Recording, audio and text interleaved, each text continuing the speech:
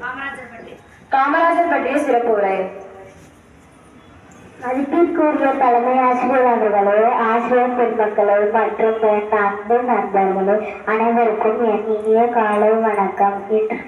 இன்று நான் கர்மவீரர் காமராஜர் பற்றி பேசப் போகிறேன். கர்மவீரர் காமராஜர் அவர்கள் 1903 ஜூலை 15 விருதுநகரில் பிறந்தார். அவருடைய பெற்றோர் குமாரசாமி மற்றும் சிவகாமி அம்மையார். சிறுவயதிலே தந்தையே இருந்ததால் அவரால் பள்ளி படிப்பை தொடர முடியவில்லை.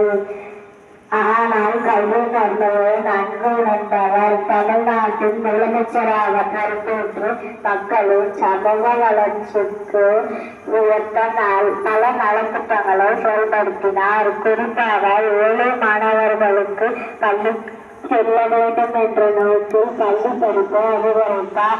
மதிய உணவு திட்டத்தை விரிவுபடுத்தி மக்களின் சமூக வளர்ச்சிக்கு பெரும் பங்களிப்பு செய்வார். அதனால்தான் அவர் கல்வி கண் திறந்த காமராஜர் என்று போற்றப்படுகிறார்.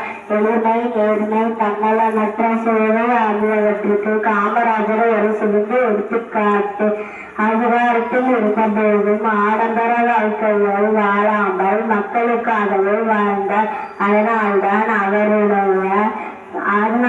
அவர் கர்மவீரர் என்ற பட்டம் வழங்கப்பட்டது. அவருடைய வாழ்க்கை நமக்கு சொல்லும் ஒரு பாடம். எளிமை, நேர்மை, உழைப்பு இருந்தால் எந்த இடத்தையும் அடைய முடியும். நன்றி, வணக்கம்.